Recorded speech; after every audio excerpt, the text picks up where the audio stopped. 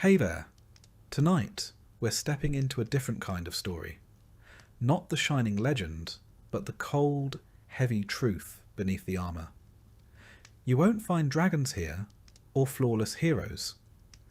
Just a life built on duty, fear, bruises, and the quiet grind of surviving in steel, through battlefields, broken sleep, and the slow fade of glory.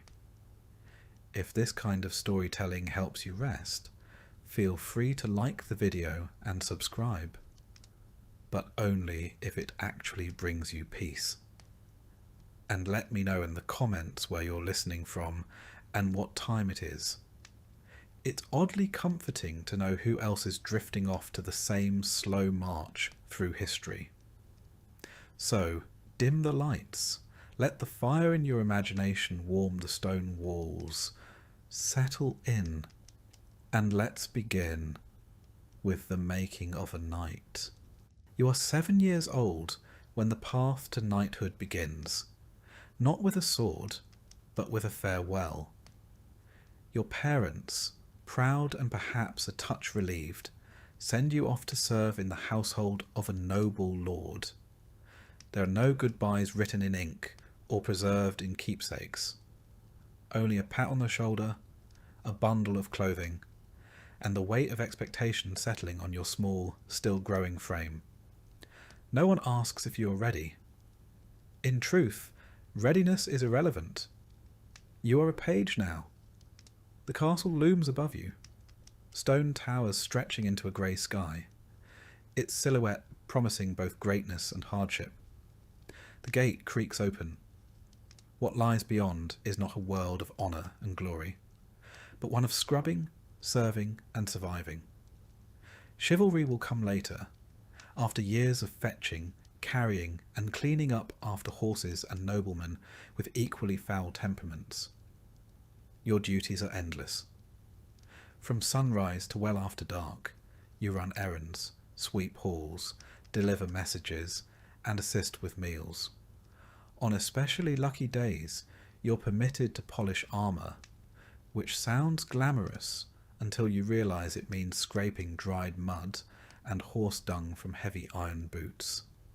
Your hands are blistered, your back aches, and the knights, they barely notice you. You are not yet one of them. You are the help.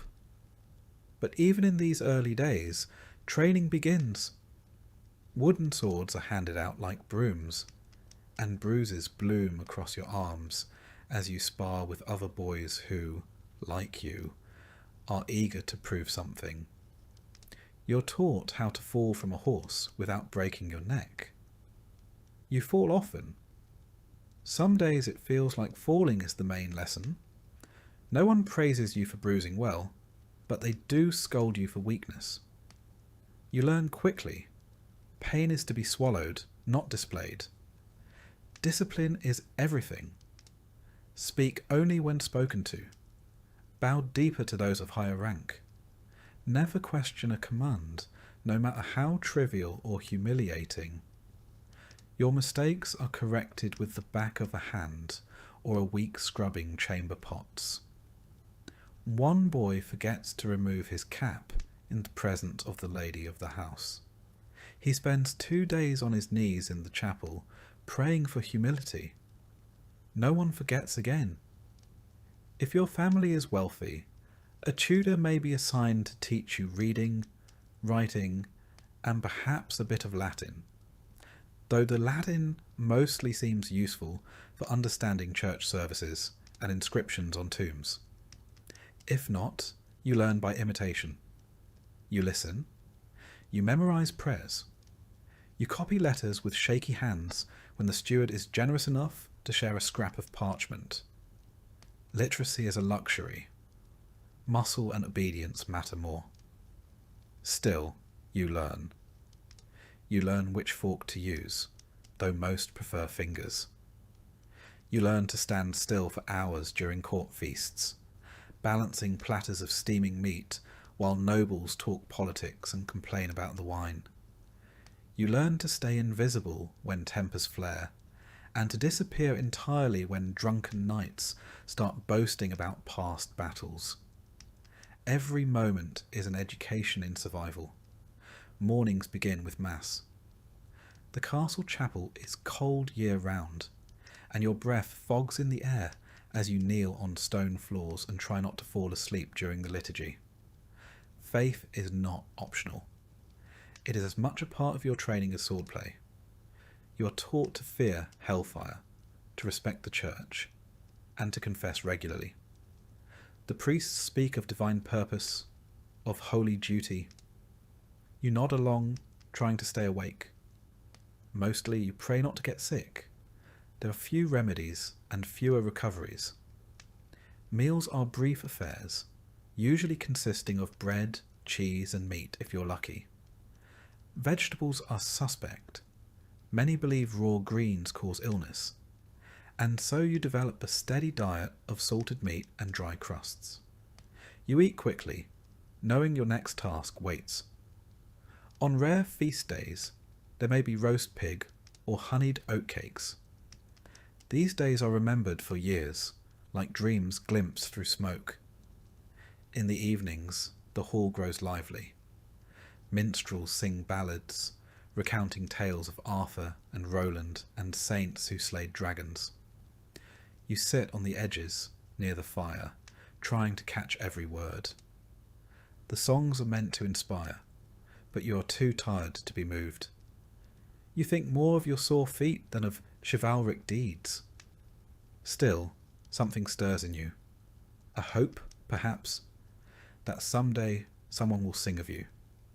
You sleep where you can, often in the servants' quarters, shoulder to shoulder with other boys, on straw pallets that smell of sweat and mildew. Some nights you are pulled from sleep to help with late arrivals or unexpected guests. You learn to rise without complaint, to work through exhaustion, to never let your eyes betray fatigue. A knight must be ready at any hour. The training starts here. You are not alone. Other pages suffer with you. You form silent friendships, built on shared glances and muttered complaints. Together you learn the rhythms of castle life. You learn which knights are cruel, and which will look the other way when you steal a second helping of stew. You learn who to trust, who to fear, and which corners of the castle offer a moment's peace. There are moments of levity, a jest from the cook, a clumsy knight tripping over a dog, a stolen apple. You cling to these moments. They remind you that life exists beyond duty, that laughter still has a place, even here. Occasionally, you catch a glimpse of the world beyond the walls. Merchants arriving with silks and spices, a troupe of performers, or a noblewoman riding past with her retinue. These sights feel foreign, like stories glimpsed through fog. You're not part of that world yet, but maybe, one day. At times, doubt creeps in. The stories of glory feel distant, the reality far more grinding. You wonder if all of this, the aching limbs, the scoldings, the hunger, is truly the path to honour. But every so often, you see a knight ride out in gleaming armour, pennant flying, and your chest tightens with the thought, someday that could be you. Your lessons in humility do not stop with bruises and hunger. There are also ceremonies to attend, even though you're barely more than background noise in them. You observe as nobles gather, dressed in fine fabrics you're not allowed to touch, much less wear. You're reminded, by their glances, and sometimes their words, that your position is somewhere between useful and invisible. When dignitaries visit, the castle becomes a theatre. You help prepare guest rooms, polish silver, and sweep the same corridors 3 times over. If anything is out of place, the pages are blamed. And if something goes wrong, say, a dog bites a visiting bishop's leg, well, Let's just say it helps to know how to avoid being seen. You quickly master the art of looking busy while being nowhere near the problem. On festival days, there is music, dancing, and too much wine, at least for the adults. You're allowed to watch from the corners, soaking in the sounds and sights while pretending not to be watching too intently. Occasionally, someone slips you a sweetmeat or a bit of cake, and for a moment the burdens of your position feel lighter. But these small kindnesses do not erase the reality. Your place is to serve, observe, and remember. Some pages find escape in books, if they can read. The old steward's chamber holds a handful of illuminated manuscripts, heavy, bound in leather, and guarded as fiercely as the Lord's own armoury.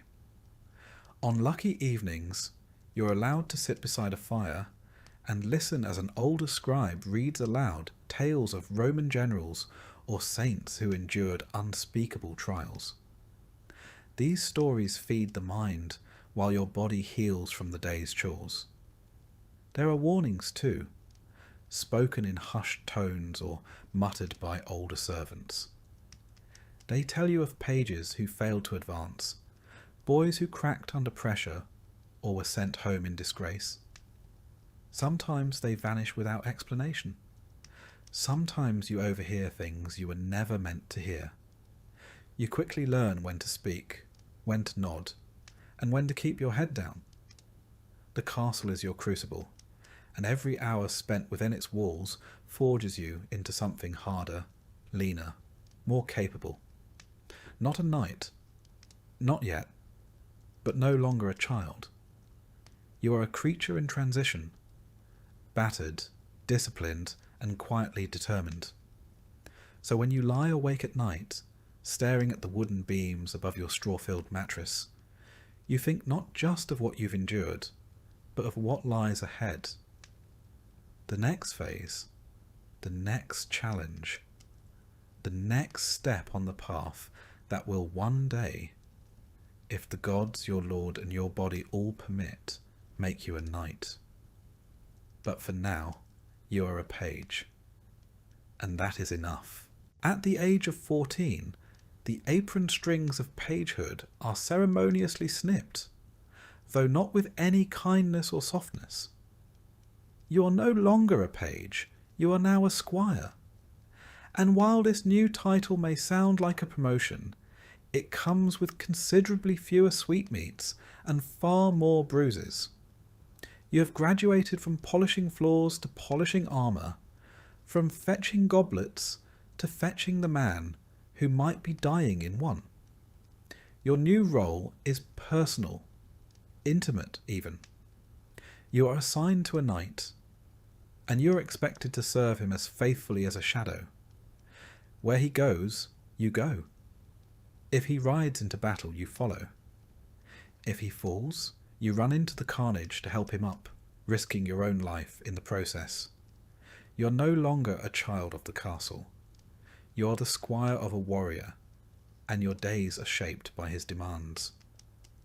The physical training increases tenfold. Riding a warhorse, for instance, is not the elegant glide you once imagined. These beasts are enormous, bred for power and war, and more temperamental than most noblemen.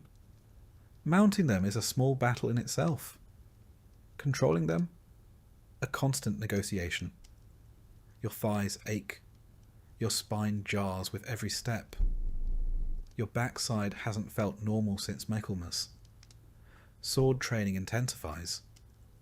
You now wield live blades, not to kill, but sharp enough to cause concern if your opponent happens to be better rested or less distracted than you. You spar daily, your body covered in bruises that never quite fade before new ones bloom. Every session is an exercise in humility. For every swing you land, you take 3 in return. The knight you serve doesn't expect grace, he expects grit. But perhaps the most tiresome part of your duties is equipment care. Armour, you quickly learn, is not just metal. It is an ecosystem. Sweat, grime, and the occasional slug somehow make their way into the joints of plate mail. You clean it, polish it, inspect every hinge and strap. If the greaves pinch or the helmet visor sticks mid-battle, that's your fault. If your knight dies because you missed a cracked buckle, you'll likely wish you'd died first. Weapons need sharpening daily. Lances must be tested. Shields examined for cracks. Your knight's life and your reputation depends on the absolute precision of your work. No one thanks you when everything goes right, but everyone notices when it doesn't. And then there are tournaments. They were romanticised when you were a page, colourful affairs of trumpets and cheering maidens. Now you see the blunted swords break bones. You are the one saddling the horse, carrying the lances, wiping the blood from your knight's cheek so he can smile for the crowd. If he wins, you collect the prize money.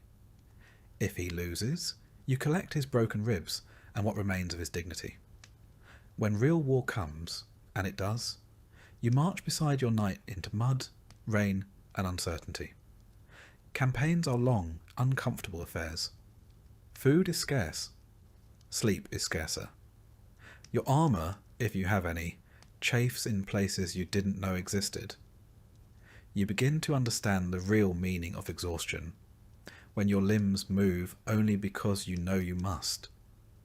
Battle is not glorious. It is a cacophony of screams, metal, and orders lost in the wind. The clash of bodies, the stench of blood and sweat, the sudden silence of a dying man. These become your education. You learn to distinguish between fear that sharpens you and fear that paralyzes. You pray the former shows up more often. You're not there to fight, not yet, but that does not mean you are safe.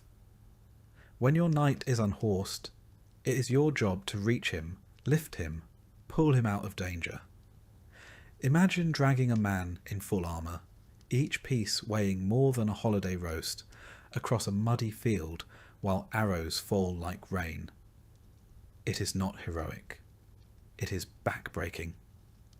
And the reward is usually just the chance to do it again tomorrow. When your knight is injured, you tend to his wounds. If he is captured, you're expected to negotiate or deliver messages to secure his release. Sometimes this means dealing with men who would rather see him rot. You learn diplomacy, not from tutors, but from necessity. Your words must be careful, your posture humble, your tone respectful. Even your silence becomes a tool. There are moments, rare but real, when you feel proud. When you lead your knight's horse into a camp and heads turn to look. When he nods at you after a battle, bloodied but alive. These moments are fleeting, like sunlight through arrow slits. But they matter. They keep you going. Back at the castle, your duties continue. You train younger pages, passing on the same hard lessons you once learned. You serve at banquets, help organise hunts, and remain at your knight's side whenever guests of importance arrive. Your sword is worn, your boots are cracked, and you move like a man twice your age. But you are no longer a servant.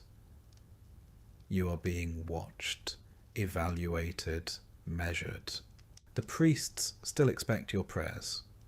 Your lord still expects your loyalty. Your body expects rest, which it rarely receives. But there is no turning back. The only way forward is through. You begin to think about your own coat of arms. What colours? What symbols? You dream about the moment of dubbing, the sword tapping your shoulders, the moment you rise not as a squire, but as a knight. It feels impossibly far. It feels inevitable. It feels both. Then there are the hard days. The days when you bury a fellow squire, trampled beneath a warhorse, or run through by a lance that didn't look blunted enough. No one sings songs for squires. No one writes poems for the boys who almost made it. You learn to carry grief without showing it. You learn to keep working even as the ground shifts beneath you. If you are lucky, your knight teaches you more than battle. He teaches you how to think, how to judge a man's character, how to read a battlefield, how to lead. If he is wise, he teaches you when to speak and when to hold your tongue, how to pick your battles, and how to lose with grace. These are not things armour can protect you from, but they are just as vital. Winter brings new challenges. You now understand that a sword is only as effective as the hand that can still feel its hilt. Your fingers crack from cold, and the metal of your knight's armour feels like ice as you buckle it on each morning. Snow turns the training yard into a mire of frozen mud. Horses slip. So do you. You do not complain. The weather, like war, does not care how you feel. There is talk among the older squires, talk of glory, of rebellion in the east, of a king's summons. You listen, absorb, calculate.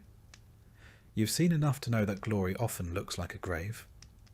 Still, you would ride out tomorrow if called. The waiting is often worse than the war.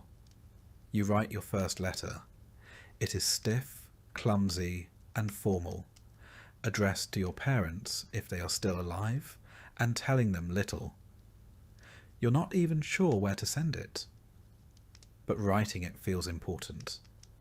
Like anchoring yourself, like proving you're still someone beneath the bruises, sweat, and steel. One night, after a feast, your knight, drunk on mead and nostalgia, tells you of his first campaign. He describes the rain, the hunger, the thrill of surviving the charge. Then he grows quiet. He stares into the fire and names 3 men who did not return. You do not speak. You are meant to listen. And remember, you practice daily, sometimes in secret. You mimic your knight's stance, his footwork, the way he holds his blade just before a strike. You copy everything, hoping that imitation will one day become instinct. You bleed. You limp. You learn. Then one morning, without fanfare, your name is called. You are to ride with your knight, not as an observer, but as his second. There is no sleep the night before. No sleep is needed. When you mount your horse, you are ready. Not perfect, not fearless, but ready.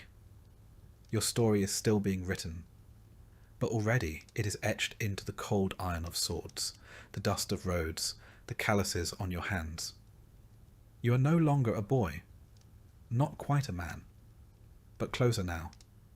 You are a squire, and you are becoming. You are 21 years old, or near enough. Some squires are knighted younger, some older, but the number doesn't matter half so much as the fact that someone in authority has finally decided you're ready. Ready to kneel. Ready to swear. Ready, in theory, to kill and die with a little more official ceremony attached. There's no sudden transformation. You don't wake up with a deeper voice or a firmer jawline. You're still sore from yesterday's training.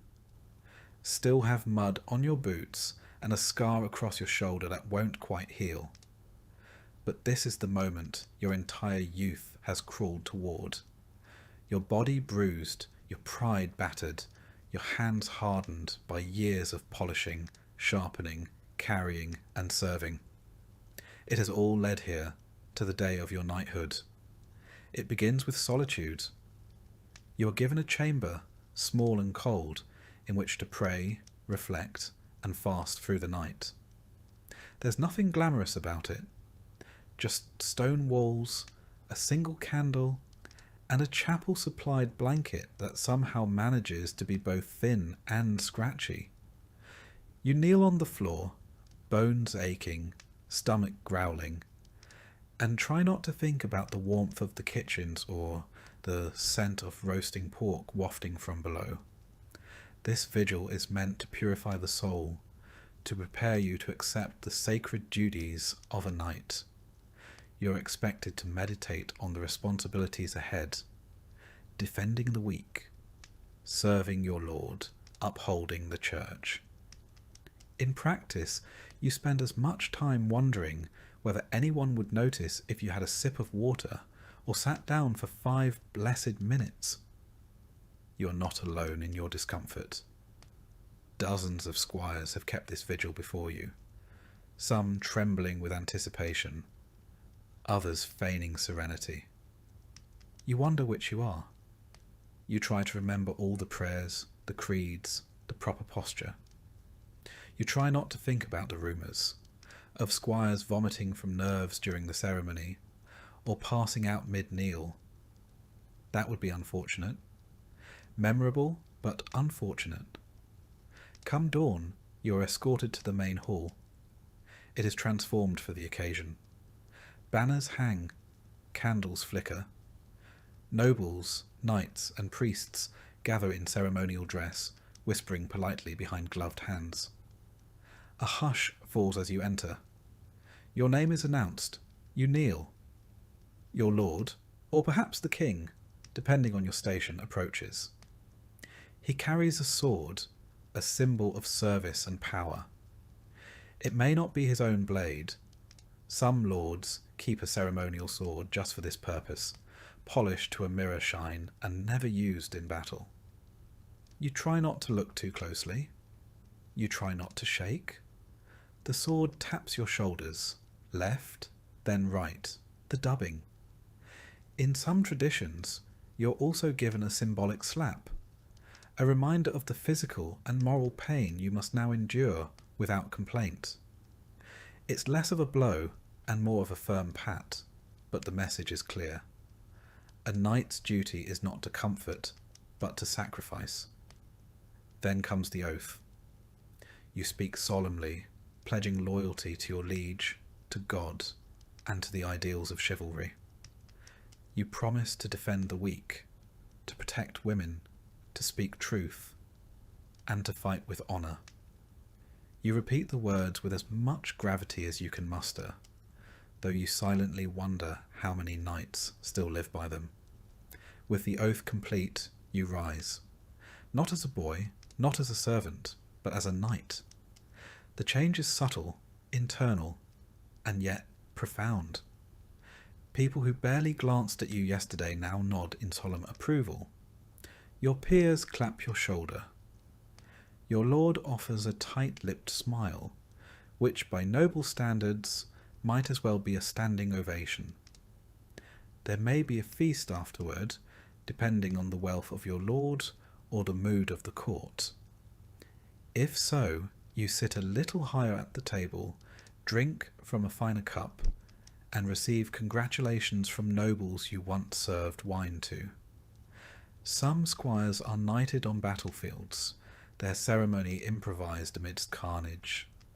Others receive the full pageantry. Either way, the weight of the title settles on your shoulders, heavy as chainmail. Knighthood, as it turns out, is not a destination but a doorway. The world does not slow down for you to enjoy your new status. Your duties expand immediately. You are now expected to lead men, not follow them. To make decisions, not simply obey. To ride at the front, not the rear. The same sword that dubbed you a knight is now yours to wield, and no one will double-check your choices anymore. If you err, it will be public, and it will be costly. You're also now accountable in new ways. A knight's word is binding. Your signature carries weight. Your absence at court is noted. Your presence in church is assumed. If you drink too deeply or speak too freely, it reflects not only on you, but on your household, your banner, and your liege. A slip of the tongue can sour alliances. A drunken scuffle can undo months of diplomacy. In short, your margin for error shrinks dramatically the moment your shoulder is tapped with a sword. Your responsibilities extend beyond battle. If your lord grants you land, you are expected to manage it wisely. That means collecting taxes, settling disputes among peasants, maintaining roads, and ensuring the harvest is strong. Knights are often imagined as warriors alone, but in truth they are administrators, enforcers, and landlords. Your sword may rest in its scabbard for months at a time, but your seal is pressed into wax almost daily. You also now have your own squire. The irony is not lost on you. He is young, uncertain, eager to please.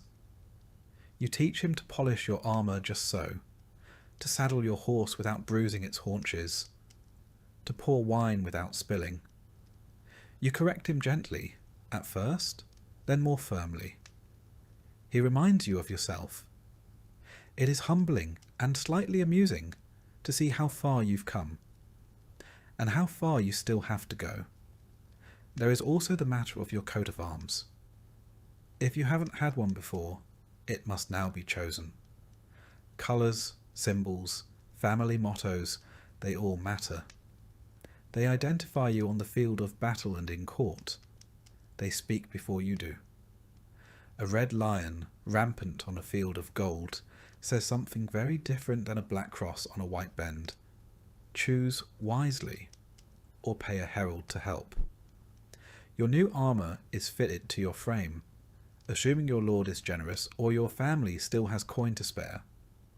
Full plate is expensive, and every piece must be custom made.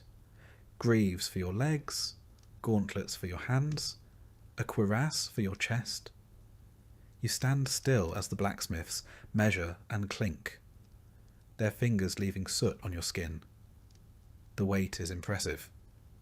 Walking in it feels like learning to move all over again, but you feel safe inside it too, as if metal might guard not only your body, but your name. You take your first formal ride through the village, not as a servant trailing behind a retinue, but at its head. Children run to the roadside. Old men bow stiffly. A woman tosses you a flower. You try not to look too pleased. The peasants don't cheer exactly, but they do stare, and in the medieval world, attention is a kind of applause. That night, in the solitude of your chamber, you remove each piece of armour slowly, methodically. You place your sword with care. You stare at your reflection in the polished plate and try to see what others saw today. A knight, a protector, a leader. You do not quite believe it yet, but you will. Not everything changes overnight. You still train each day. You still wake early and pray. You still limp after a long ride and wince when a blade catches your elbow. But your name is called with more weight now. You are consulted, not commanded. The younger squires eye you with something like awe or fear, possibly both. War will come again. You know this. And when it does, your position in the vanguard will be expected. No more standing behind a shield wall. No more waiting for orders. You will lead the charge, raise your voice above the din, and be the first to cross the field. If fortune favours you, you may return with honour. If not, your coat of arms will be carried home without you. This is the cost of the accolade. This is the burden of the oath. But still, you are proud. Not of your status, but of your survival. You endured the long years, the cold vigils, the humiliation, the training, the fear, and now you wear the title as a second skin. You are a knight, and your real service has only just begun. You do not become a knight and immediately feel powerful. You become a knight, and then you are handed 60 pounds of steel and told to get on a horse.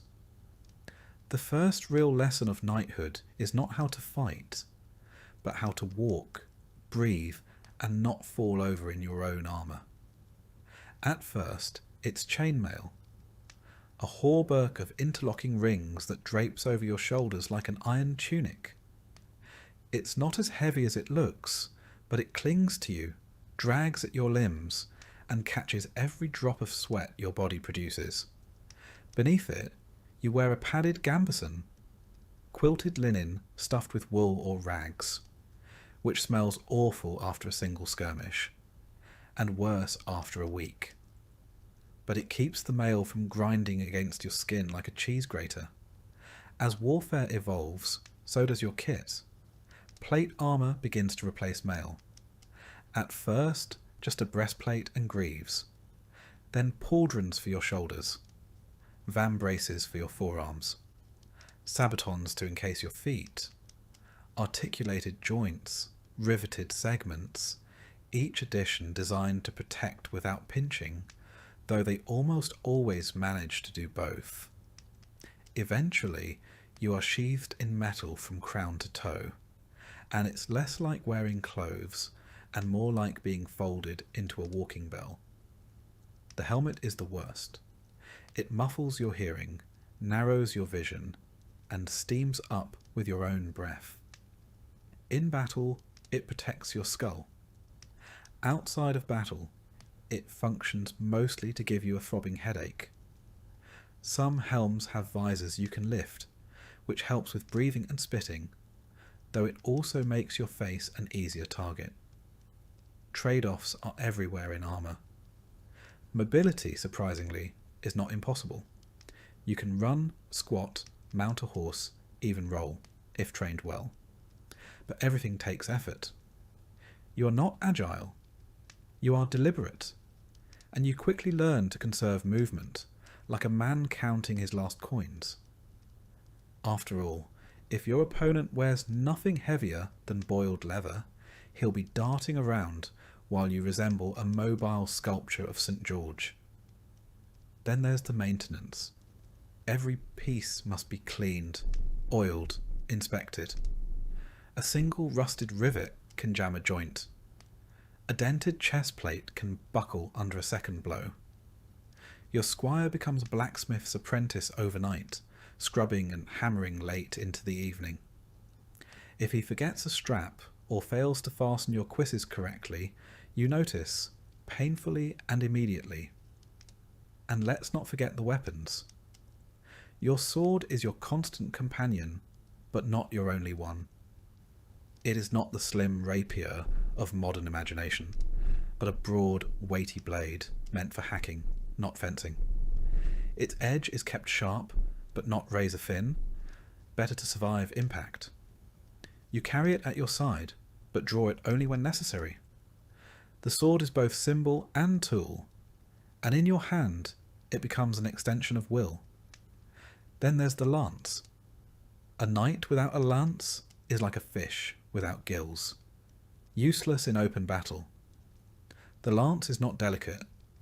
It is a sharpened pole, roughly 10 feet long, meant to be couched under your arm and driven like a battering ram into whoever's unlucky enough to be across the field. On horseback, it turns your momentum into deadly force, but it is also unwieldy, easy to miss with, and once broken, mostly good for poking campfires. The mace is a brutal companion, short, stubby, and blunt. No finesse, no elegance, just a lump of iron on a stick designed to cave in helmets and crack ribs. Useful when your enemy's armour laughs off blades. When subtlety fails, the mace makes its point with savage clarity. Axes are similar, less common among knights, more typical of mercenaries or those from northern stock. But in close quarters, an axe can hook a shield, split a helm, or drag a man off a horse. It's not considered gentlemanly. But neither, to be fair, is war. Shields serve both offensive and defensive roles. You carry one, usually kite-shaped or heater style, slung across your back or strapped to your forearm. It bears your coat of arms, a bright splash of symbolism amidst the mud and smoke. You learn to punch with it, to deflect, to absorb force. A good shield might save your life.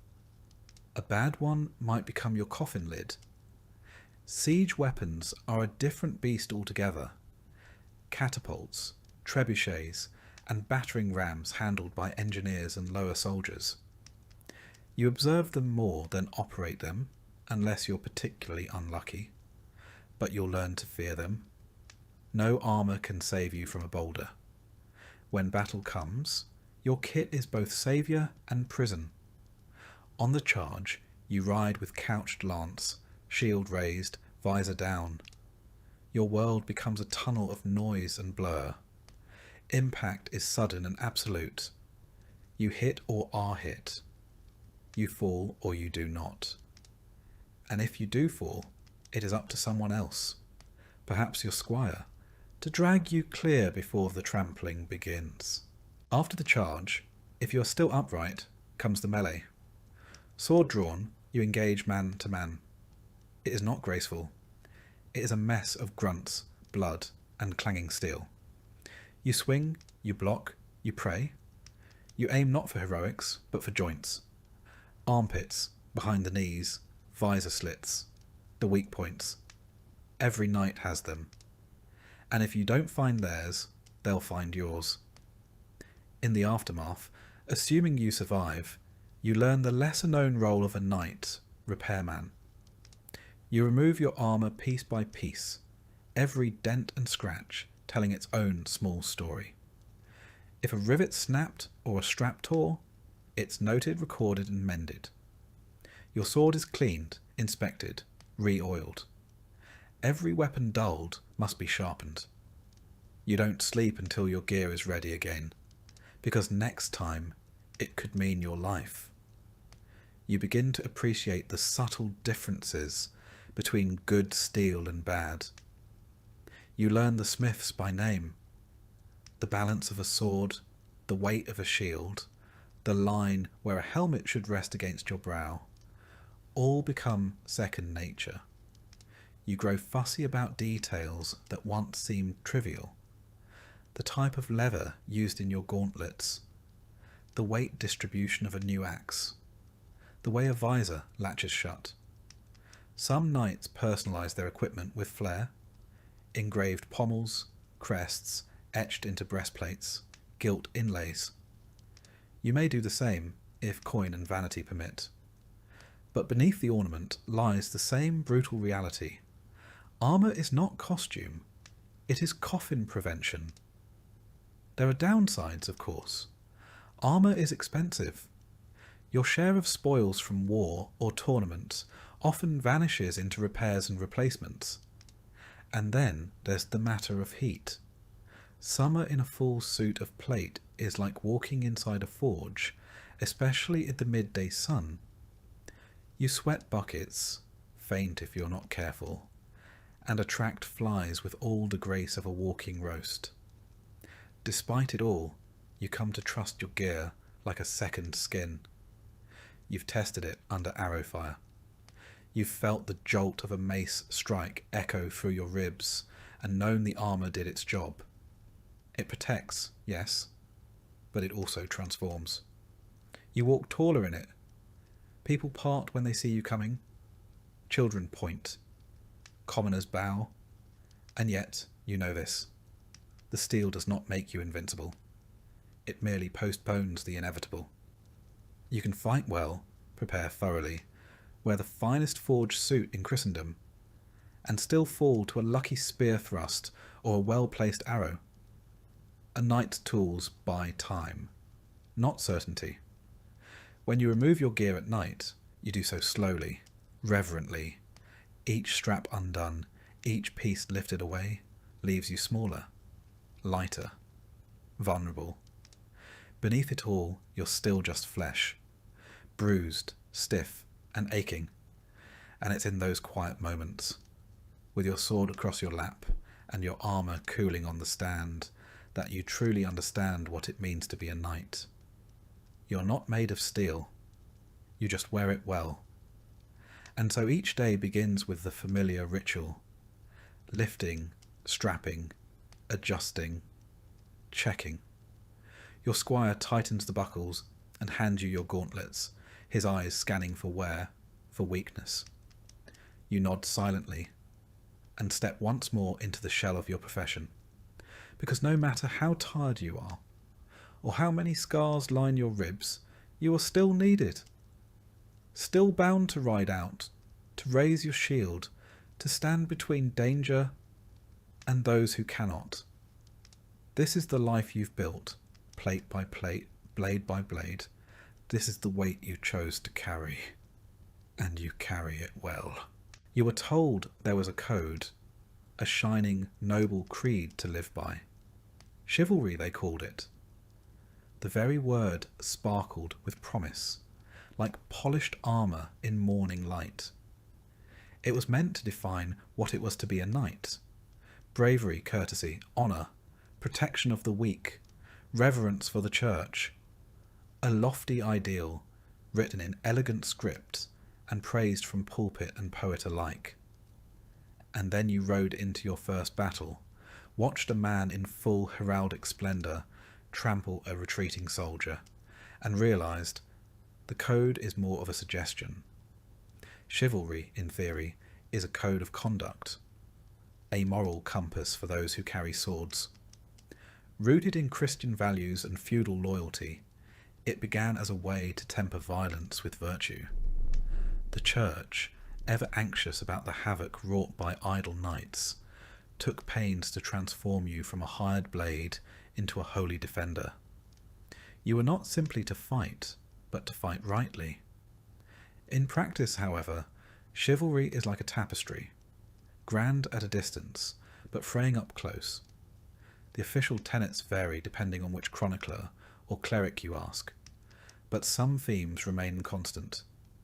Protect the innocent, defend the church, serve your lord loyally, show mercy to foes who yield, be honest, avoid unjust wars, and honour women, particularly those of noble birth. A fine list, admirable even, and also inconvenient. Because in the thick of battle, no one stops to recite their virtues. You swing, you survive. You follow orders, even if they involve torching a village suspected of disloyalty. You take prisoners, yes, but mostly because they're worth ransom. Mercy has a market value. As for honesty, it's encouraged, unless deception serves your lord better.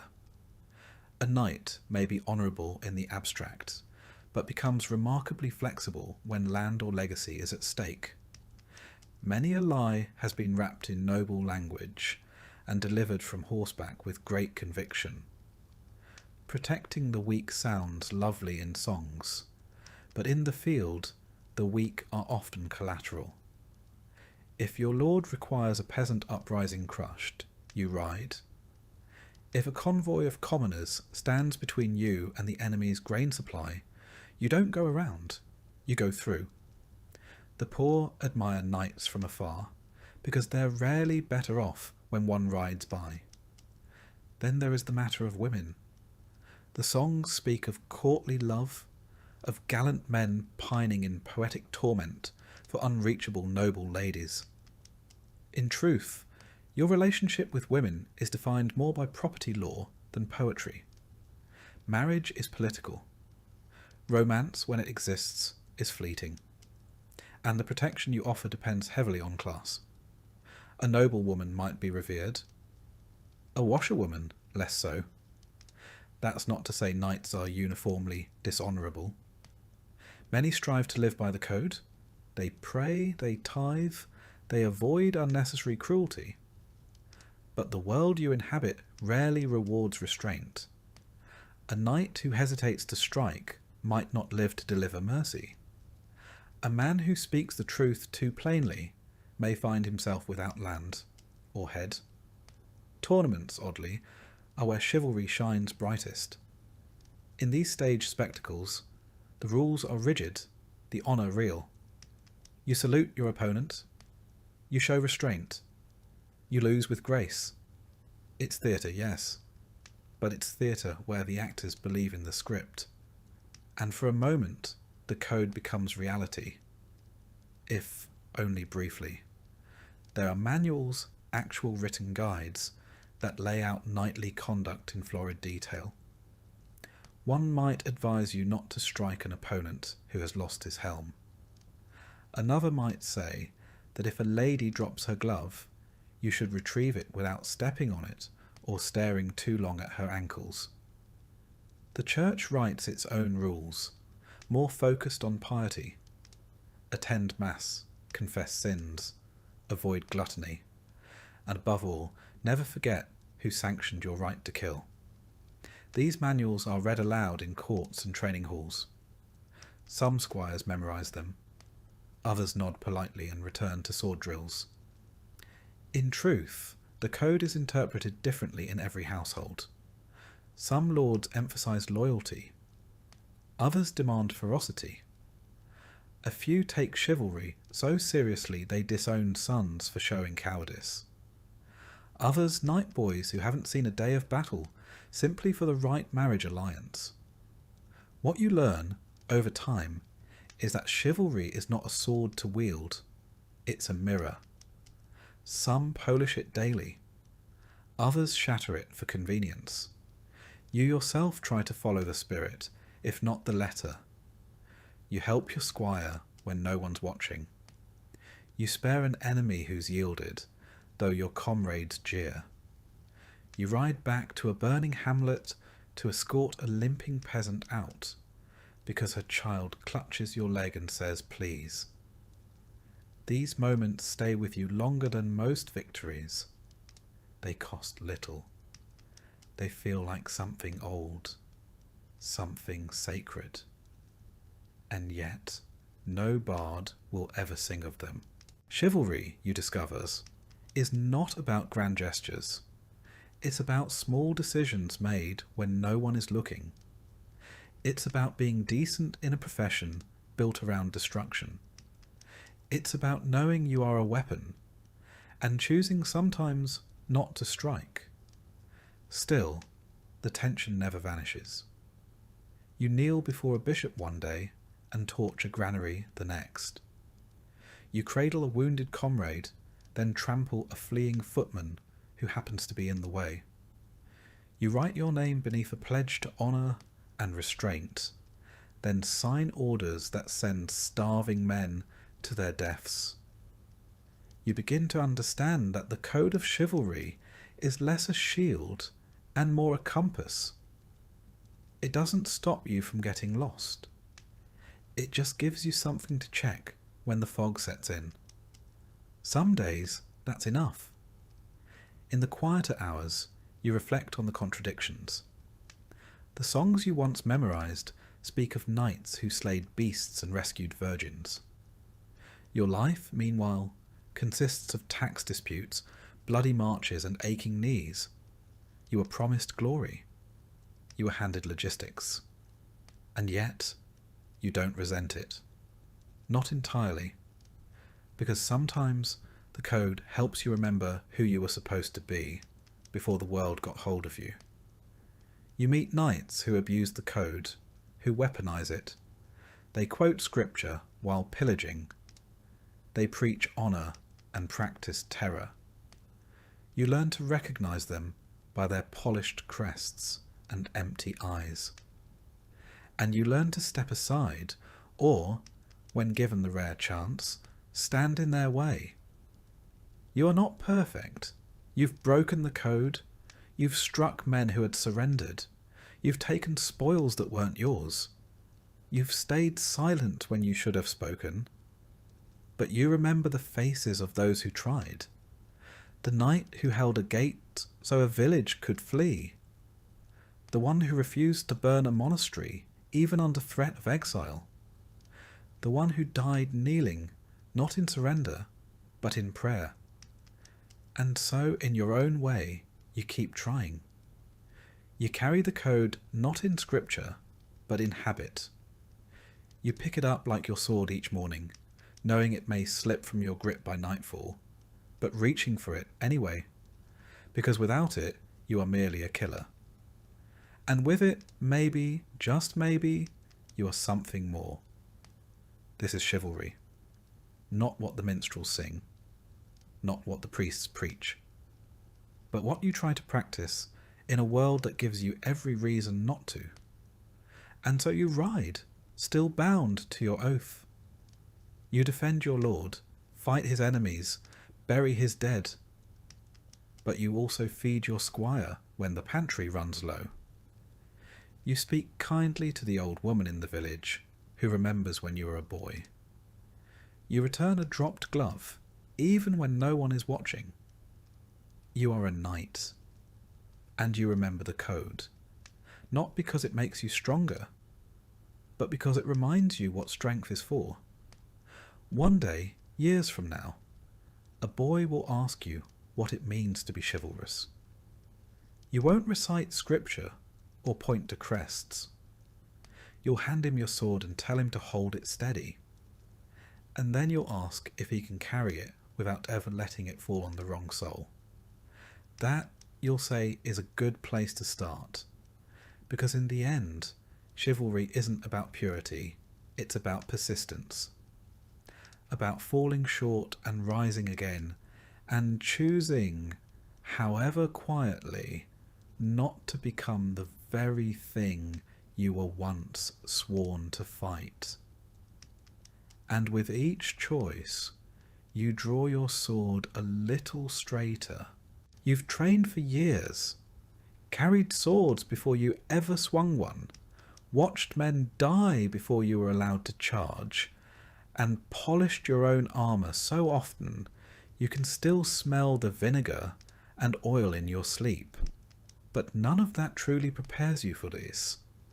The moment the trumpet sounds, your horse shifts beneath you, and the ground ahead fills with the bodies and banners of your enemy. The battlefield is not a stage. It is not an arena of honour or a chessboard of strategy. It is a pulsing, groaning thing, mud, blood, and metal wrapped into chaos. You can recite the names of old heroes, the codes of chivalry, the rules of engagement whispered by bishops in candlelit chapels. Out here, none of them matter. Marching to war begins long before the fighting. You ride for days, weeks even, through rain, sleet, and sun. The air grows worse as the army swells. Body heat, dung, and rotting rations blending into something foul enough to turn even the sturdiest stomach. Feet blister. Tempers snap. Your companions shift from camaraderie to muttering and silence. Men begin to smell like their horses. You do too. Camp life is brief and miserable. Tents flap in the wind like damp flags. Fires smoke more than they warm. You eat what's left. Salted meat, hard bread, dried peas. Sometimes you're lucky. More often you're not. Clean water is rare, and when it isn't, you worry what's floating in it. Armour is cold in the morning, blistering by noon. You sleep with your boots on and your sword within reach. And then one morning you crest a ridge and see them. An army arrayed across the field, their own banners snapping, their knights glinting in the rising sun. This is it. Your commander gives orders, shouted and relayed. Everyone nods. Few truly hear them. Your stomach tightens. You check your horse's girth strap. You say a prayer, or pretend to. You wonder how many will die before the sun sets. Then it begins. The charge is not graceful. It is thunder. Hooves tear the ground, lances lower, and every heartbeat counts down to impact. You aim your weapon and hope the man opposite you is slightly slower, slightly more afraid. The clash is bone-shaking. You might hit. You might miss. You might be hit. You might fall. And if you fall, you pray you can get up before the next wave tramples you. The noise is unrelenting. Screams, shouts, clanging steel, horses shrieking, men begging. There is no rhythm, only violence. You fight in flashes. A blade swings near your head. You duck. A man lunges. Your sword blocks without thought. An axe strikes your shield. You feel the shock in your teeth. You do not think in terms of heroism. You think in terms of inches. Every step forward might be your last. Every moment you remain standing is a small miracle. And all the while mud clings to your boots, blood slicks your grip, and the air tastes of iron and ash. There are no clean victories. Even if you survive, you've likely killed someone face to face. Looked into their eyes, seen their fear, felt their last breath on your face. No one teaches you how to live with that. Sometimes you lose your footing. A blow knocks you down, your visor jars loose, and suddenly the world above you is a blur of hooves and blades. You flail, crawl, push yourself to standing. If your armour catches in the mud, you're a turtle on its back. If your squire finds you in time, he might pull you free. If not, well, there are worse ways to die than being forgotten.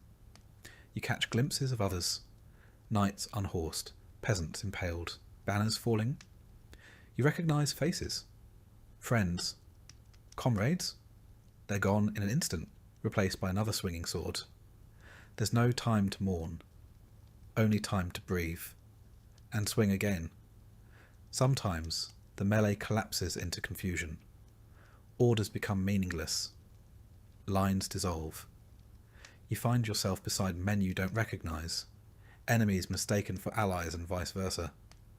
In those moments, the battlefield becomes its truest form. Not a clash of nations or ideologies, but a storm of survival. If you live, it ends not with trumpets, but with exhaustion. Your arms ache, your ears ring. Your horse, if still alive, is foaming and trembling. You stagger back to camp, strip your armour with shaking hands, and stare at your bloodied gloves. You hope it's not your own. You're not sure. Later, you walk the field. Crows already gather. Men groan where they lie, too wounded to move. You try to help, but there are too many. Some you leave with water, some with a whispered prayer, some you finish, because it is kinder. Your boots soak through with blood. You stop noticing the smell. Looters are already at work, stripping the dead of rings, purses, boots, sometimes even teeth. It's dishonourable, yes, but also practical. War is expensive, and a fallen knight's sword might pay for someone's winter grain. You turn your gaze elsewhere. You do not stop them. You find your comrades, those who made it. Sit with them beside a dying fire, each of you silent. Some clean wounds. Others just stare. No one boasts. No one drinks. You all know better. The ones who laugh after battle tend to cry when the fever sets in. There is no celebration. There is only tallying. How many were lost? How many banners captured? How many horses must be replaced? How many squires did not return? In the weeks that follow, the story is cleaned up. Minstrels compose ballads of noble charges and glorious stands. The Lord gives a speech. Priests declare it a righteous victory. You are paraded through the streets on your return. Flowers are thrown. Children cheer. You wave, smile, nod. But you remember the smell of the field, the look in the eyes of the man you skewered, the cries of your friend as he bled out beside a broken shield. You do not forget, this is the brutal battlefield. Not the battlefield of legend with shining armour and valiant duels, but the real one, muddy, terrifying, loud, confusing. A place where honour is a luxury, mercy is rare, and survival is a skill. You're no longer simply a knight, you are a soldier, a veteran. And though you ride on, polish your armour, train your squire, part of you will always be there, on that nameless field under that grey sky, sword slick with blood and breath fogging your visor. That part of you never truly leaves. You try not to talk about it, what really happened. When new squires ask, you give them lessons in form, in stance, in strategy. You do not describe the sounds. You do not mention the shaking hands. Not because you're ashamed, but because words cannot make sense of it, and because part of you is afraid they'd still want it. But you prepare them all the same. You train them to keep their shield up even when they're tired, to watch their footing, to check the straps on their greaves twice, not once. These small details save lives. You know, you've seen the cost when they're forgotten. Over time, your own scars fade, on the surface at least. Beneath, they remain. Not as wounds, but as memory. You remember the weight of the fallen knight you dragged from a trampled ditch. You remember the breathless silence just before the charge. You remember the way the field looked afterward. Still, broken, wrong, and still, you ride. Because someone must. Because the war never really ends. It only sleeps between battles. You do not seek glory anymore. You seek clarity. You seek survival. And you try in whatever way you can to make sure the men beside you come home. This is what it means to fight, not for banners, not for poems, but for the man at your left and the one at your right, for the squire who still believes in songs, for the prayer you whisper even when you don't believe. You are shaped by steel, but forged in the field. This is the brutal battlefield. And you have survived it. And in surviving, you have learned the cost of every inch of ground, measured not in paces, but in lives. You survive your first battle and then another. And though war never truly ends, it does go quiet. Armies disband, swords are sheathed, the banners come down. For a while, there is peace. But a knight with no war is a weapon left idle. And idle weapons tend to rust. So you turn to the next best thing, the tournament. Not a brawl, not a massacre, though it might come close, but a staged battle dressed in heraldry, pomp, and profit. Where war is chaos, a tournament is choreography. Where battle makes legends, the tournament makes celebrities. It begins with an invitation. If your name carries any weight, or your lord's coin carries enough, you're summoned to a list field near a bustling town where the banners fly as high as the entry fees.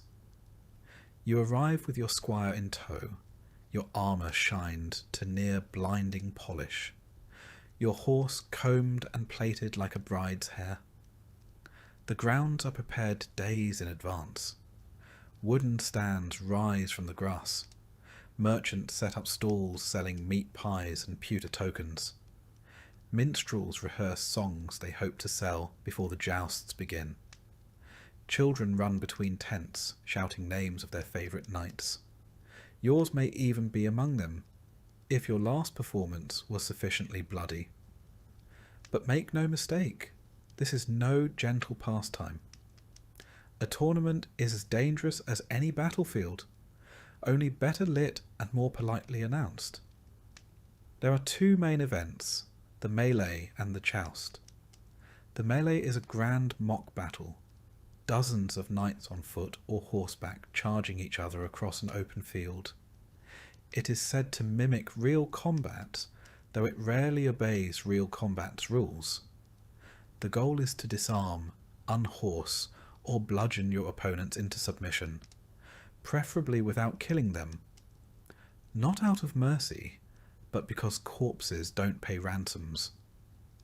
You enter the field with your team, shield emblazoned with your arms, heart thudding behind your breastplate. Horns sound. The crowd roars. You lower your visor and plunge in.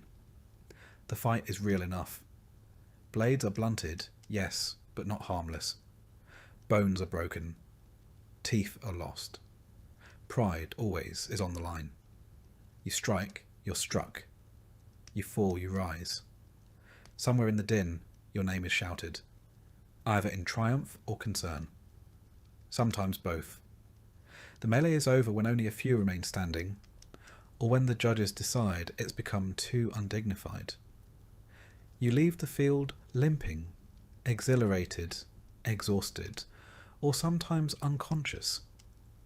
If you perform well, your reputation grows. If you perform poorly, you pretend not to care while discreetly checking for bruises. Then comes the joust, the jewel of the tournament. One knight, one lance, one pass. The tilt rail separates you from your opponent, and both of you thunder forward on horseback, trying to shatter your lance on the other's shield, helm, or chest. Points are awarded. Helmets are dented. Occasionally, ribs are cracked. More than one knight has died beneath the applause of the crowd. There is spectacle to it, enough ceremony to rival a wedding. Your name is announced. Trumpets sound. A lady ties a ribbon to your lance. You bow to the stands, salute your opponent, and take your place at the end of the tilt yard. Then the flag drops, and all that pageantry disappears beneath the pounding of hooves and the narrowing of your world into the tip of your lance and the target ahead. When you hit cleanly, the crack of impact echoes like thunder. Splinters explode, the crowd cheers. If you're thrown, you hit the earth hard and lie there long enough to remember that mud has no chivalry. Victory brings coin, and more importantly, notice. Lords watch from the stands, scanning for talent, potential, or marriageable fame. If you impress the right person, your fortunes can change overnight. If you make a name for yourself, you may find yourself invited to bigger circuits, tournaments in Paris, London, or Rome. Or at least the stories say so. But not all jousts are equal. Some are friendly, honour-bound, and carefully judged. Others are bloodier, more corrupt. There are whispered tales of knights bribing marshals, sabotaging armour, or switching lances to unblunted tips. And every tournament has its share of bad blood, feuds reignited, insults answered with steel. Then there are the injuries. Dislocated shoulders, shattered wrists, concussions. You learn quickly not to remove your helmet until you're sure your ears are still working. Even spectators are not always safe. A splintered lance once flew into the stands and took out a merchant's eye. He still comes to watch, every year, from the other side. Outside the arena, the tournament is a fairground. Traders hawk everything from relics to roasted chestnuts. Scribes sell poems composed on the spot. Apprentices duel with sticks in the mud while mimicking your name. At night, bonfires crackle, ale flows freely, and minstrels sing songs that exaggerate every blow landed and every favour won. If you've earned a few bruises, you might at least earn a few verses. The nobles host feasts. You attend, cleaned and laced into a doublet that fits like punishment. You bow. You drink. You endure conversation. A lady might ask about your technique, though her interest may have less to do with lances and more to do with inheritance, or scandal, or both.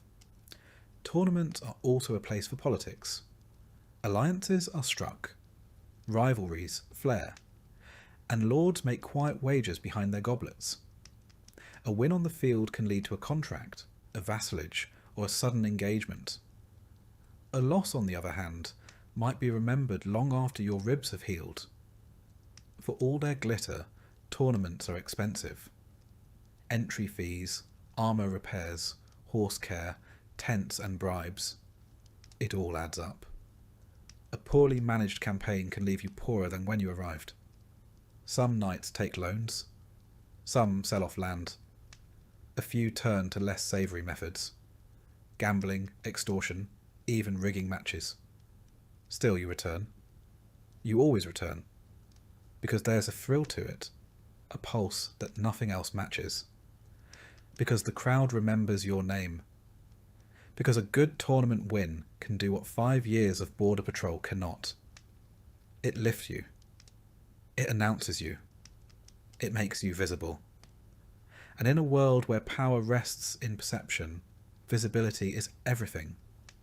You ride in, you fight, you bleed, you bow. And when you win, you smile with broken lips. Because for one fleeting moment, you are not just a servant in steel. You are the main event. You are not at war, but you are in combat. This is the tournament circuit, and you are still standing.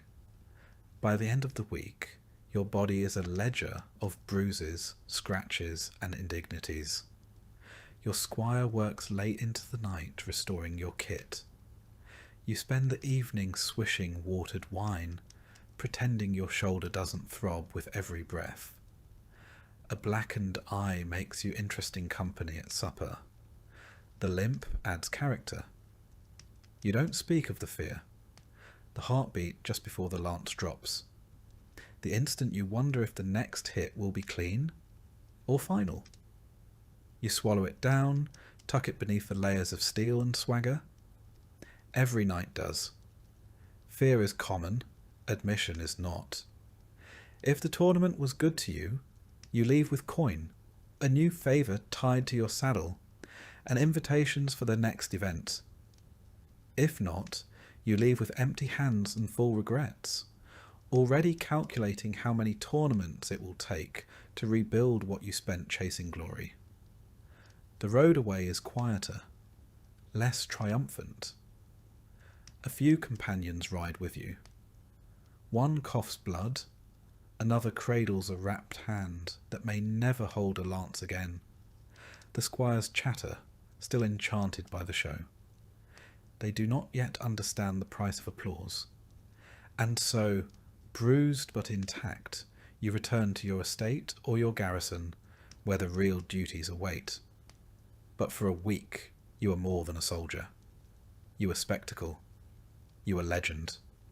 You'll do it again. Because while war may forge your reputation, tournaments let you write it in gold. And sometimes that is enough. Because in the eyes of the crowd, you are not just a knight. You are a name, a banner, a force in motion.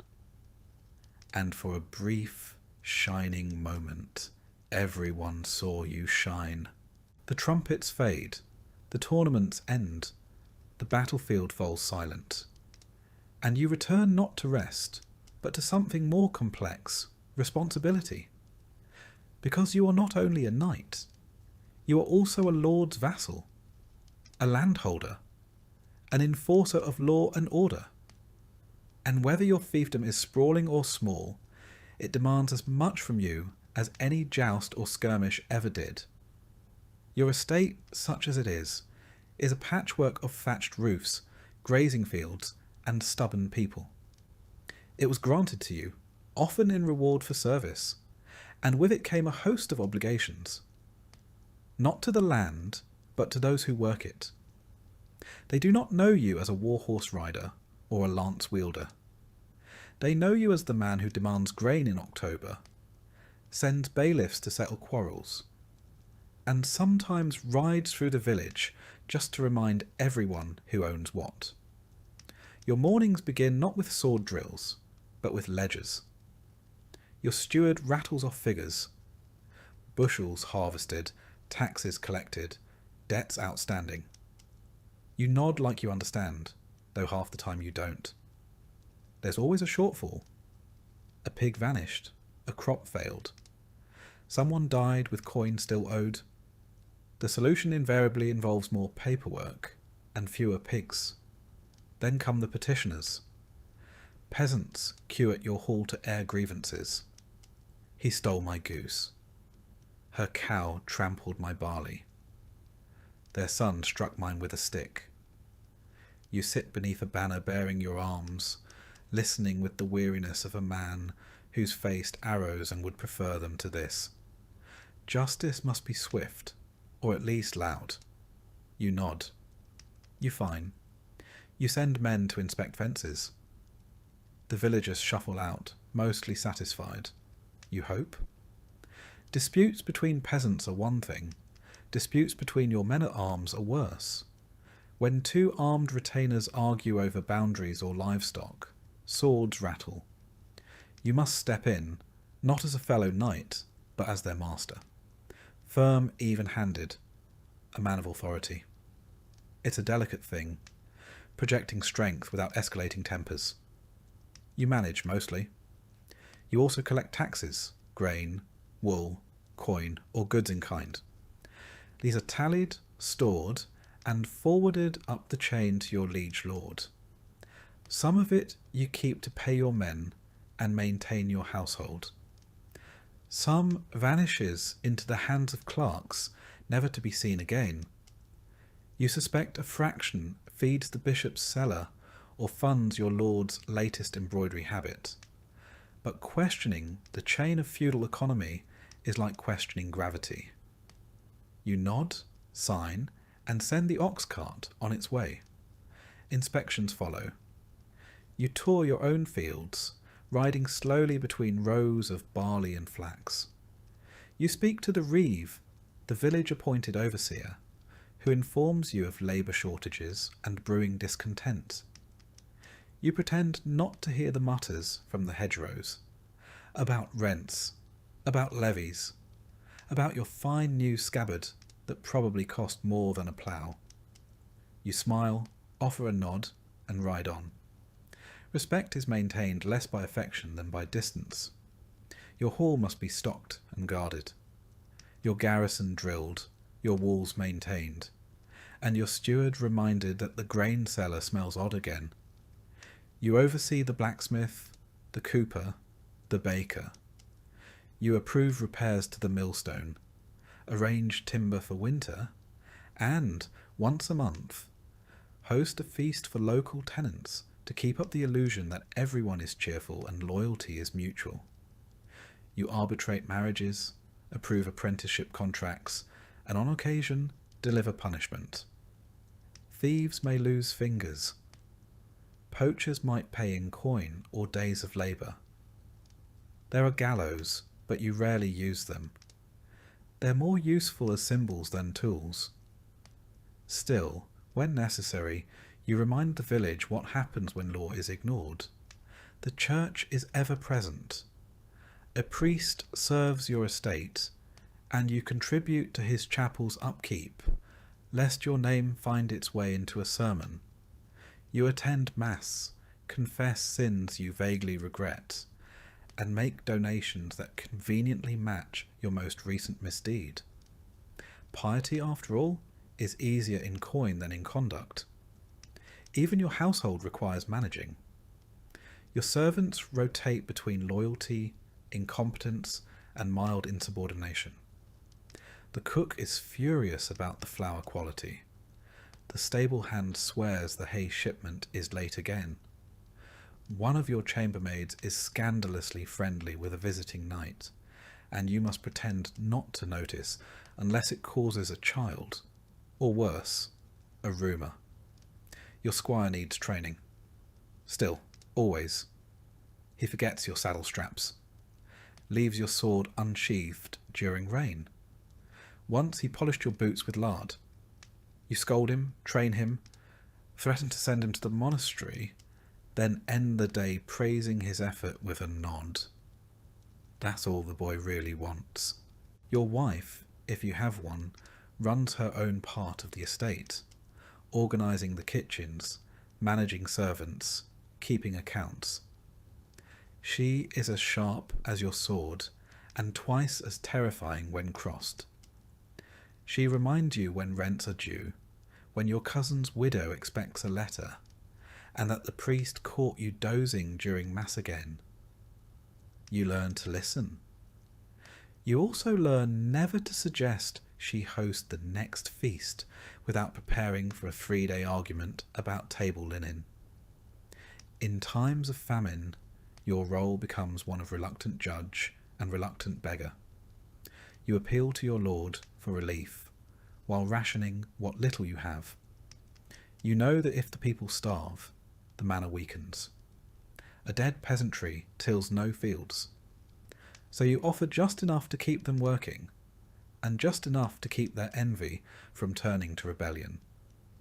In times of plenty, you are generous, but visibly so, bread handed out at the chapel door, coins tossed during feast days. It is not charity, it is theatre, it keeps order. The peasants call you my lord, but you're not quite sure whether it's respect, resentment, or resignation. Likely all three. They bow low, but you see the flickers of judgment in their eyes. You ride past them, heavy in your saddle, armour gleaming. You are their protector. You are their tax. You are their judge, and sometimes their executioner. Occasionally, you host visiting knights or minor nobles. These visits are equal parts hospitality and hostage negotiation. You must appear wealthy but not wasteful, powerful but not threatening. A wrong word about the king's taxes could brand you disloyal. A poorly cooked pigeon could insult your guest's cousin, who happens to be an earl. You walk a knife's edge of politeness, pageantry, and performance. But it isn't all caution and governance. There are quiet moments. You ride alone at dawn through dew-wet fields, nodding to shepherds who've been up longer than you. You sit by the hearth in winter and listen to your steward mumble accounts while the fire cracks behind him. You share a drink with your sergeant-at-arms, both of you old enough to admit your backs ache more than they used to. You are lord of your manor, but also its captive. You cannot leave for long. Bandits might strike, the grain might rot, your cousin might try to press a claim. Even a trip to court feels like abandoning a child to nurse itself. And when you return, something is always broken. A gate, a contract, a fence, a nose. Still there is pride in it, not in the power, but in the structure. You keep this place standing. You feed 100 mouths. You settle disputes before they boil into feuds. You remember names. You attend baptisms, funerals, and harvest dances. You kneel beside the dying and sign contracts for the newly wed. You are woven into the land's rhythm, into its heartbeat. This is the other life of a knight. Not glory, not gore, but governance. And though it will never be sung by minstrels or carved into stone, you know the truth. A knight's blade defends his name, but his estate keeps it alive. Because in the end, when the sword is sheathed and the war drums fade, it is not your victories that remain. It is your land, your people, and the fragile peace you hold together, one decision at a time. When the halls fall quiet, the ledgers are closed, and your sword is back on its rack, you are left with something less discussed and poorly romanticized, your private life. You'd think, after tournaments, campaigns, and estate matters, that you'd collapse each night into dreamless slumber. You'd be wrong. Rest is elusive. Comfort is intermittent. The truth is, sleep is a luxury in a knight's world, and one that must often be negotiated. Your bed is not the down-filled paradise of later centuries. It's a wooden frame, stuffed with straw or wool, covered in linen that smells faintly of dust and fatigue. You share it perhaps with a spouse, or alone, or occasionally with your armour spread out to dry beside you, ticking softly as the heat leaves the metal. You do not sleep through the night. That isn't how things work. You sleep in shifts, broken by prayers, patrols, and old wounds that ache more as the hearth burns low. Some nights you're summoned to settle a dispute in the barracks. Other times you simply lie awake, replaying a tilt that went badly or wondering whether the steward lied about the granary again. But it's not all gloom. There is laughter too, and warmth that does not come from fire. Your hall is more than a court of judgment. It's your hearth, your theatre, your lounge. Minstrels sing by the fire. A bard may be passing through and recite tales of distant wars or love-struck princes. You know the endings already. You enjoy them anyway. Familiarity is its own comfort. Games are played, dice, chess, backgammon. You cheat occasionally when no one's looking. Or you lose grandly, blaming the firelight or the drink or the suspicious angle of the table. Your companions groan, laugh, and pour more wine. The feasts, when they come, are rowdy affairs. Not grand like a royal banquet, but full of noise and roast meat, of ale spilled on floor rushes and laughter that echoes up the rafters. You sit at the high table, but not far from the hearth. You drink with your men, toast your squire, throw the occasional bone to the hounds beneath the bench. A juggler might perform, or a fool, his jokes barely veiled insults about local clergy or visiting nobles. You laugh louder than necessary, if only to show the guests that yes, you can take a joke. It's a fragile peace, maintained by roast pork and stale bread. Sometimes the evenings are more subdued. A servant plays the lute. Your wife embroiders, humming a half-remembered hymn. You nod off in the chair by the fire, only to wake when the logs collapse in a burst of sparks. For a moment, everything is still. Your household sleeps early. The servants rise before the sun, so they vanish quickly. Your squire lingers, hoping for praise or advice, or just not wanting to go back to the straw mat beside the armoury. You send him off gently. He's earned his rest, even if you haven't. You might wander the manor at night. Old habits from years on campaign, checking locks, peering into shadows, listening for anything amiss. You don't expect to find anything, but sometimes you just need to move, to feel the floor under your boots and remind yourself you're still here, and the fire is still lit, and the walls are still yours. When storms roll in, sleep becomes nearly impossible. Wind howls through the shuttered windows. Rafters groan. You recall nights in the field when the only shelter was a cloak and the back of a horse. You remind yourself this is better. You almost believe it. Private life also means private thoughts, and these are harder to manage than fields or squires. You wonder if the land is truly yours, or just held until a richer man wants it. You think about the faces of the men you've killed. Some you remember, some you don't.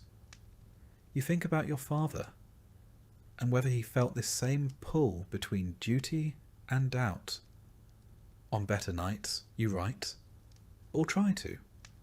You scratch letters onto parchment, recording expenses, or drafting stiff, formal notes to other landholders. Occasionally, you attempt poetry. It's terrible, but your steward pretends otherwise, and your wife hides the worst of it before guests can find it. When guests do arrive, your private life vanishes. Everything becomes performance. The hall is cleaned. The good wine is brought out. You laugh at the same joke twice, and endure stories about hawks that flew higher and horses that ran faster than any in your stable. You nod. You flatter. You endure. But when they leave, when the doors are shut and the boots have stopped echoing, you allow yourself the rarest indulgence of all, silence. You sit beside the fire, cup cooling in your hand, and let the hush stretch. No battles to plan, no taxes to collect, just the sound of wood crackling and your own breath in the dark. Your body is a map of scars. You know which shoulder clicks in the cold, which ribs ache when it rains. A broken finger from a tournament in Kent, a scar on your thigh from a skirmish near the border. These pains are familiar. You greet them like old comrades. You've learned not to complain. Everyone aches. The squire asks once if you ever sleep well. You smile. Tell him yes sometimes, when the fire burns low and the dogs don't snore. It's a lie, of course, but it's the kind you tell kindly. And there are dreams, vivid, strange, persistent. Sometimes you're back in battle, reaching for a sword that isn't there. Sometimes you're walking the halls of your childhood home, except the walls are crumbling and no one speaks your name. Once you dreamt of flying, above fields, rivers, and the manor itself. You woke up smiling for once. Not every moment is grand. Most are not. There is mud tracked into the hall, a loose floorboard that catches your boot, a spilled bucket, a burnt loaf, a cough in the night that makes you sit upright and listen until it passes. These are the details of living. These are what fill your time between swords and steel. On feast days, the private bleeds into the public. There is dancing of a sort. You watch more than you participate, but sometimes you're pulled into a circle, clapping along to a song that's older than the church itself. You step stiffly, laugh at your own footwork, and your wife laughs louder. The servants smile, if only for a moment. You give gifts, bread, cheese, sometimes coin.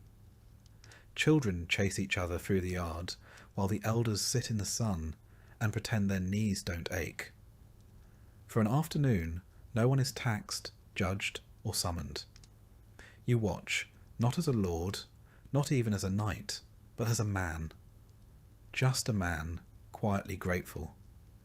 Your dog rests its head on your boot. You scratch behind its ears and let your shoulders sink.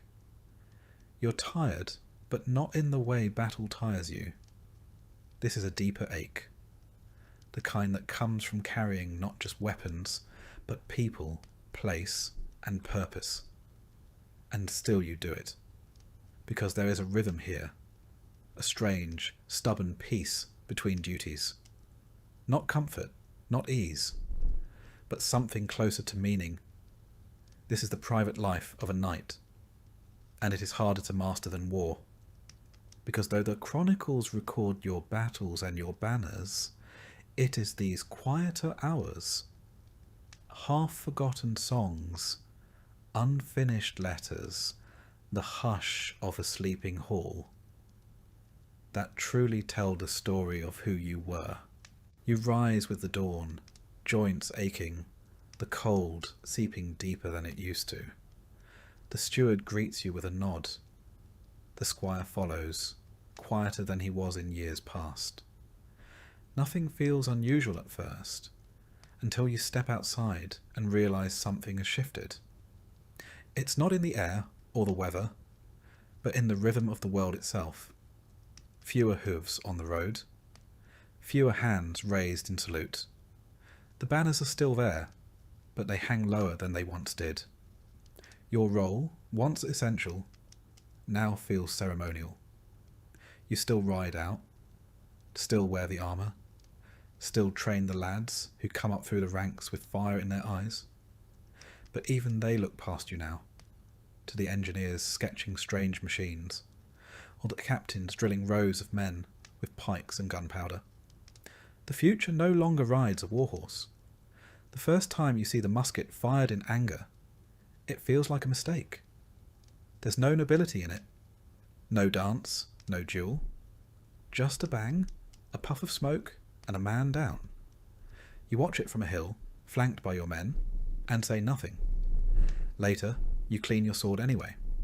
Habit, perhaps, or defiance? The Lord who summoned you once for every border skirmish now sends word only in winter. Requests for grain tallies, for tax rolls, for reports on tenant movement. The battles still happen, but they are led by men with maps, not mail. Your presence is a formality. Your counsel, polite tradition. At court, the great knights gather less frequently. The old names, the ones you memorized as a squire, fade from conversation. Those who remain arrive slower, their crests more faded. You share nods, not words. No one wants to say aloud what you all know. Your armour, once polished weekly, gathers dust between uses. The squire still oils it, more out of reverence than need. It's heavy now, not just in weight but in memory. Each dent recalls a skirmish. Each rivet, a day spent living a life now fading into myth. You wear it still sometimes, for ceremonies, for parades. Once a boy asked if it was real. You no longer correct them when they call it old-fashioned. The pageantry remains, though even it begins to crack. Feast days are quieter. Fewer nobles attend. Fewer heralds call out names with the gusto they once had. The songs still praise the days of knights, but always in past tense. You listen, nod, raise a cup. You smile when they glance at you during verses that begin with, "In days of yore." In private, you walk the grounds of your estate and watch your tenants at work. They till with newer tools now. Some have coins stamped with the king's face. Others carry paper, permits, receipts, even letters, as literacy seeps into the soil. The blacksmith's son wants to be a clerk. The miller's daughter talks of schooling. These are good things, you tell yourself. But they come with a whisper. You are no longer what boys wish to become. You still train them, still swing the sword. But it is harder now. Your shoulder stiffens in the cold. Your breath shortens on uphill rides. The blade feels longer, though it is not. You grunt more when rising. And the squire, now grown, looks at you the way you once looked at your own master, half with respect, half with readiness. Even the battles you are called to feel different. You no longer ride in the vanguard. You're asked to observe, to advise. Your role is one of wisdom, not action. And while you appreciate the respect, a part of you still aches to charge, to feel the ground quake beneath your mount. You understand now, of course. The age of the knight is ending, not with a roar, but with a series of sighs. Gunpowder does not care for bloodlines. Formations do not care for honour. The knightly charge, once feared and revered, is now a target for cannon and musket shot. You've seen it. You've counted the bodies. You try not to resent it. After all, every age must end. The Romans once thought their roads would last forever.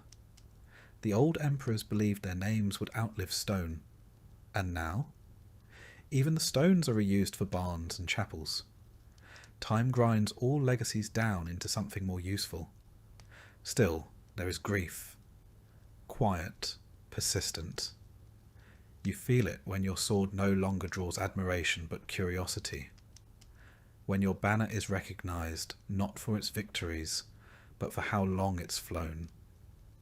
When your warhorse dies, and the stable boy asks if you'll replace it with a mule. More practical, he says. You tell yourself that you are lucky. You lived. You saw the best and worst of your order. You earned your land, your name, your seat at the high table. You made it home. Not everyone did. Sometimes you take the long road past the old battlefield. It's farmland now. Quiet. There's a grove where the archers once stood. A ridge where the cavalry assembled. You dismount and walk it, boots sinking in soft earth. There's a marker stone, weathered and crooked. No one remembers the names carved there. You do. At night, the dreams come more frequently. Not always nightmares, though some are, but vivid flashes of moments you'd thought long buried. A lance shattering. A comrade's laugh. The exact shade of sky above a foreign field. You wake cold, and wonder why memory feels sharper than your blade. You write more now. Not orders or reports, but reflections. You try to capture what it was like. The weight of armour before dawn, the tension before a tilt, the smell of the field after rain. You want to record what it felt like to be a knight, not in legend, but in truth. You're not sure who it's for. Maybe the boy who will find it in a chest one day. Maybe no one. Visitors still come. They ask questions. Was it glorious? Was it honourable? You answer carefully, sometimes. On good days. But it was also cold and loud and lonely. You tell them that knighthood was service. Service to a lord, to a land, to an ideal. And sometimes, when the wind was right, it felt like something greater. You walk with a cane now. The squire, full grown, walks beside you and tries not to look worried. He calls you sir, still. You allow it. It costs nothing. And it reminds you that even if the age is ending, you are still its echo. You pass your sword to him one evening. Not in ceremony, just in quiet. He takes it with both hands, eyes wide. He doesn't say thank you. He doesn't have to. And so you fade, not in shame, but in rhythm. The halls grow quieter. The hearth burns lower. Your duties lessen. The land continues. The people work. And in the stillness between seasons, you feel something like peace. Let the bards sing of dragons and jewels. Let the painters render shining charges and golden spurs. You remember the cold mornings, the crooked smiles, the cracked ribs and cracked jokes, the smell of wet horse and the taste of cheap ale. That too was knighthood, and it was enough. You don't know what the world will become, only that it will become. Castles will crumble, cannons will roar. The old ways will be folded into new books, new rules, new uniforms. But perhaps in some chapel or court, a tapestry will still hang, and a child will point to the figure in the corner, the one in battered mail, and ask, "Who is that?" And maybe, just maybe, someone will remember. Not the battles, not the banners, but the man. That will be enough.